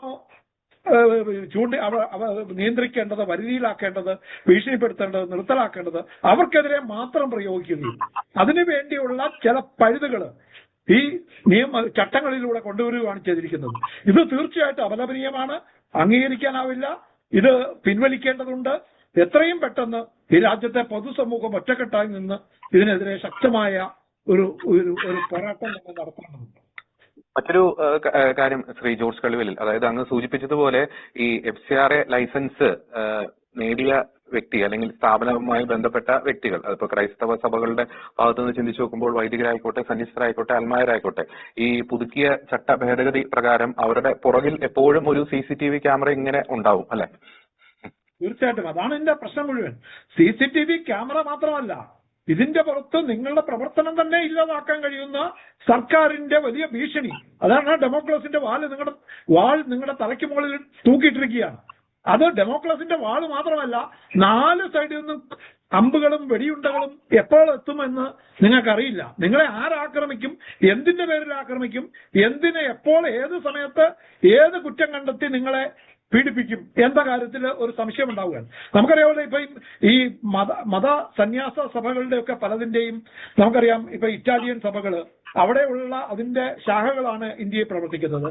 അപ്പൊ അവിടെയുള്ള അവരുടെ ഏറ്റവും വലിയ മദർ ജനറൽ സ്വാഭാവികമായും പല NGOകളുടെയും തലപ്പത്ത് അവരുടെ പേരുണ്ടാകും, അല്ല ഗവേണിംഗ് ബോഡിയിൽ പക്ഷെ അവരാരും ഇവിടുത്തെ പ്രവർത്തനങ്ങൾ ഇത് പൂർണ്ണമായും ഇന്ത്യയിൽ അവിടുത്തെ പണം ഉപയോഗിച്ചുകൊണ്ട് ഇന്ത്യയിലെ ഏറ്റവും പാവപ്പെട്ടവർക്ക്, അർഹതപ്പെട്ടവർക്ക് സേവനം ചെയ്യുന്ന സ്ഥാപനങ്ങളെ എങ്ങനെ ഇല്ലാതാക്കാമെന്നതാണ് അതായത് ഈ പിന്നാമ്പ താങ്കൾ പറഞ്ഞതുപോലെ ഈ ഒരു വലിയ CCTV ക്യാമറകളും അതുവഴി നിങ്ങളെ ഒരു സ്റ്റേറ്റിന്റെ നിരീക്ഷണത്തിന് കീഴിലാക്കുക. അതാണ് സർക്കാരിന്റെ നിരീക്ഷണത്തിന്, പോലീസിന്റെ അടിമത്തത്തിന് കീഴിലാക്കുക, വരുതിയിലാക്കുക, ഭീഷണിപ്പെടുത്തുക, നിങ്ങളെ ഭയപ്പെടുത്തി നിങ്ങളെ കീഴ്പ്പെടുത്തുക. ഇത് വലിയ അപകടമാണ്. ഇത് ഇന്ത്യൻ ജനാധിപത്യത്തിന് മാത്രമല്ല, ഇത് പൗരാവകാശങ്ങൾക്ക് നേരെയുള്ള വെല്ലുവിളി കൂടിയാണ് എന്ന കാര്യത്തിൽ ഒരു സംശയവും വേണം. ശ്രീ ആന്റോഗ്ര, അവസാന ഘട്ടത്തിലേക്ക് നമ്മൾ വന്നു കഴിയുമ്പോൾ പലപ്പോഴും ഇത്തരത്തിലുള്ള സംവിധാനങ്ങളെ ഗവൺമെന്റ് ഇങ്ങനെ ടാർഗറ്റ് ചെയ്യുമ്പോൾ ഒരു അർത്ഥത്തിൽ നോക്കുകയാണെങ്കിൽ അത് നിരോധിക്കുകയല്ല, അതേസമയം ചട്ടങ്ങൾ കർശനമാക്കുന്നു. ഇങ്ങനെ കർശനമാക്കി അവസാനം ഒരു ഘട്ടം എത്തിക്കഴിയുമ്പോൾ ആരും ആ മേഖലയിലേക്ക് തിരിഞ്ഞു നോക്കാൻ സാധിക്കാത്ത രീതിയിൽ അങ്ങനെ കർശനമാക്കുന്നു. വെറുതെ എന്തിനാണ് ഈ പൊല്ലാപ്പിന് പോകുന്നത് എന്ന രീതിയിലേക്ക് കാര്യങ്ങൾ പോകുന്നു. അത് കാരുണ്യ പ്രവർത്തന മേഖലയായിക്കോട്ടെ, വെറുതെ എന്തിനാണ് റിസ്ക് എടുക്കേണ്ടത്, വെറുതെ എന്തിനാണ് ഇത്തരത്തിലുള്ള ഒരു പണി മേടിച്ചു കൂട്ടേണ്ടത് എന്നുള്ള ചിന്താഗതിയിലേക്ക് ഇതിന് നേതൃത്വം നൽകുന്നവരെ കൊണ്ടുചെന്ന് എത്തിക്കുക എന്ന ലക്ഷ്യങ്ങൾ ഇത്തരത്തിലുള്ള FCRയുടെ പശ്ചാത്തലത്തിൽ മാത്രമല്ല ഇത്തരത്തിലുള്ള പല നിയമ നിർമ്മാണങ്ങളുടെയും പിന്നിൽ നമുക്ക് സംശയിക്കാൻ സാധിക്കില്ലേ ശ്രീ ആന്റോഗ്ര?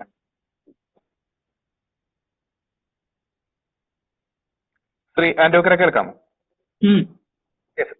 പറഞ്ഞോളൂ. ഞാൻ നേരത്തെ സൂചിപ്പിച്ചതുപോലെ ഈ ഈ FCRA ഒരു നമുക്കത് ഐസൊലേഷനിലായിട്ട് കാണാൻ പറ്റില്ല. അതിന്റെ അജണ്ട, ലാർജർ അജണ്ട, ഹിന്ദുത്വ അജണ്ടയുടെ എക്സ്റ്റൻഷൻ ആണ് FCRAക്ക്. അത് കൂടുതൽ കടുപ്പിക്കുന്നത് കഴിഞ്ഞാല്, കാരണം ഇതാണ് ഒരു പീപ്പിൾ ടു ഫൈറ്റ്. അതിന് അവരെ എന്താ പറയാ, ഒരു കുച്ചുവിലിങ്ങിട്ട് തടഞ്ഞു നിർത്തുക. കാരണം ഞാൻ നേരത്തെ പറഞ്ഞു, ക്രിസ്ത്യൻ സോഷ്യൽ വെൽഫെയർ ഇൻസ്റ്റിറ്റ്യൂട്ട് ഇന്ത്യയിൽ എവിടെ ചെന്നാലും നമ്മളുടെ ഒരു ഡോമിനൻസ് ഉണ്ടായിരുന്നു. അതിന് കുച്ചുവിലിങ്ങടാണ് ചെയ്യുന്നത്. ഞാൻ പറഞ്ഞു, അതിന്റെ കോൺസിക്വൻസ് ആയിട്ട് കോളേജുകളിൽ അന്വേഷിച്ചു കഴിഞ്ഞാൽ അറിയാം. സോഷ്യൽ വർക്ക്, MSW പഠിക്കാൻ കുട്ടികളിൽ, കാരണം MSW പഠിച്ചാൽ പണ്ട് ഹൈ പ്രൊഫൈൽ ജോലി കിട്ടായിരുന്നു, NGOs ഉണ്ടായിരുന്നു. ഇപ്പൊ NGO sector is dead, practically zero. അപ്പൊ അതുകൊണ്ട് എന്താ സംഭവിക്കുന്നത്? ഡിസന്റ് ഇല്ല. ഇപ്പൊ നമ്മള് പണ്ടൊക്കെ ഈ ഡൽഹിയിലെ മീറ്റിങ്ങുകളൊക്കെ, പലതരത്തിലുള്ള മീറ്റിങ്ങുകൾ, പ്രസ്ഥാനങ്ങൾ, ഇപ്പൊ അതെല്ലാം വളരെ എണ്ണം കുറഞ്ഞു. ഓർഗനൈസേഴ്സ് ഒന്നുമില്ല, കാരണം ആർക്കും ഫൈനാൻസ് ഫണ്ടില്ല. ഇനി ഇപ്പൊ ഗവൺമെന്റ് വളരെ കൃത്യമായിട്ട് പറയുന്നു, നിങ്ങൾ നോ പൊളിറ്റിക്കൽ ഇന്റർവെൻഷൻ, ആ തരത്തിലുള്ള ഒബ്ജക്റ്റ് ആക്ടിവിറ്റീസ് ഒന്നും പാടില്ല. ഇതിൽ ഞാൻ പറഞ്ഞ ലാർജർ അജണ്ടയാണ്. That is worrisome. ഈ FCRA എന്ന് പറയുന്നത് ഒരു ടൂളായിട്ട് ഉപയോഗിക്കുകയാണ്. എന്താണ് ത്രെട്ടനിങ്. ഇപ്പൊ നിങ്ങളൊന്നും പബ്ലിഷ് ചെയ്യരുത്, don't publish books, magazines, anything, no news broadcast, social media എല്ലാം ചെക്ക് എന്ന് പറയുമ്പോൾ എന്താണ് അർത്ഥം? You are under watch. നമ്മള് ഒരു ഒർവേലിയൻ സ്റ്റേറ്റ് പോലെയാണ്. You are watch by the government. അപ്പൊ ഫിയർ ഇൻ ന്യൂട്രൽ പീപ്പിൾ. ഇപ്പവേ I don't want to get into trouble. ഞാൻ തന്നെ ഓർക്കുന്ന ഒരിക്കലും ഒരു വലിയ പ്രോഗ്രാം ഡൽഹിയിൽ കോൺസ്റ്റിറ്റ്യൂഷൻ ക്ലബിൽ അറേഞ്ച് ചെയ്തപ്പോ ഒരുപാട് പേരെ വിളിച്ചു, വളരെ കുറച്ച് പേരെ വന്നുള്ളൂ. പക്ഷെ അത് എന്റെ അവസാനം ഇതൊക്കെ കഴിഞ്ഞ ഒരു ഫ്രണ്ടിനോട് ചോദിച്ചു എന്താ പറയാൻ. അപ്പൊ പറഞ്ഞു, we thought government CPI will take over pictures. ഇതാണ് ഫിയർ. ഇത് participating in a people's protest. Organise ചെയ്യുന്ന ഒരു പ്രശ്നമല്ല പറയുന്നത്, പാർട്ടിസിപ്പേറ്റ് ചെയ്താൽ എനിക്ക് പ്രശ്നം ഉണ്ടാവുമോ? അപ്പൊ ആ ഡെമോക്രാറ്റിക് പ്രോസസ്സിനെ തന്നെ തുരങ്കം വെക്കുന്ന ഒരു പരിപാടിയാണ്. അപ്പൊ നമ്മൾ SIRഉം പലതരത്തിലാണ് ഇത് നടക്കുന്നത്. All in all. അപ്പൊ ഇതിലൊരു Hindutva agenda, anti conversion law വളരെ ഈസിയാണ്. എവിടെയൊക്കെ BJP പവറിൽ വന്ന ആദ്യത്തെ, ഞാൻ പറയുന്നു 90s 89 BJPക്ക് 2 സീറ്റ് പാർലമെന്റിലുള്ളൂ. 91 മാനിഫെസ്റ്റോയിൽ ആദ്യത്തെ ഓപ്പണിംഗ് സെന്റൻസ്, BJPയുടെ ഓപ്പണിംഗ് സെന്റൻസ് എന്താ പറയും മാനിഫെസ്റ്റോയില്? We will introduce an anti conversion law. Conversion അല്ല, ഈ കൺവേർഷൻ പറഞ്ഞ് ആൾക്കാരെ മോബിലൈസ് ചെയ്യാം. കാരണം നമ്മൾ ചിരിക്കും, ഈ ആന്റി കൺവേർഷൻ ലോയുടെ അബ്യൂസ്. ഇപ്പൊ നമ്മുടെ ഒരു മലയാളിയായ ഒരു അച്ഛന്റെ കാര്യം പറയാം. ഒരു ഫാദർ ബാബു ഫ്രാൻസിസ്, ആള് അലഹബാദ് രൂപതയിലെ social service director, senior priest Allahabad രൂപതയിലെ. അച്ഛന്റെ ഡ്രൈവറുടെ ഭാര്യ അച്ഛനെ വിളിച്ചിട്ട് പറയാണ്, അച്ഛൻ എന്റെ ഭർത്താവിനെ പോലീസ് ഒന്ന് പിടിച്ചു വിട്ടു. അപ്പൊ അച്ഛൻ അന്വേഷിക്കാനായിട്ട് പോലീസ് സ്റ്റേഷനിലേക്ക് പോകണം. കാരണം എന്താണ്? ഈ ഭർത്താവ് സിമ്പിൾ മാൻ പീറ്റർ എന്ന് പറയുന്നത് ആള് ഡ്രൈവറാണ്. പക്ഷെ ഈ ഡ്രൈവർ ബ്രദർ പാസ്റ്ററായിട്ട് നടക്കുന്നുണ്ട്. ആ പാസ്റ്റർ വീട്ടിൽ പ്രാർത്ഥന നടത്തിയതുകൊണ്ട് വിശ്വഹിന്ദു പരിഷത്തുകാരനായിട്ട് ഉടക്കുണ്ടായിരുന്നു. അപ്പൊ വിശ്വഹിന്ദു പരിഷത്തുകാരൻ അങ്ങോട്ടെതിരെ കൺവേർഷൻ കേസ് ഫയൽ ചെയ്തു. ഡ്രൈവറുടെ ബ്രദറിനെതിരെ. പോലീസ് അവിടെ വന്നപ്പോ അവന് കിട്ടിയില്ല. അപ്പൊ ഇത് ചെയ്തു, പോലീസ് UP സ്റ്റൈൽ, അത് ആദിത്യനാഥിന്റെ പോലീസാണ്. അപ്പൊ അദ്ദേഹം എന്ത് ചെയ്തു?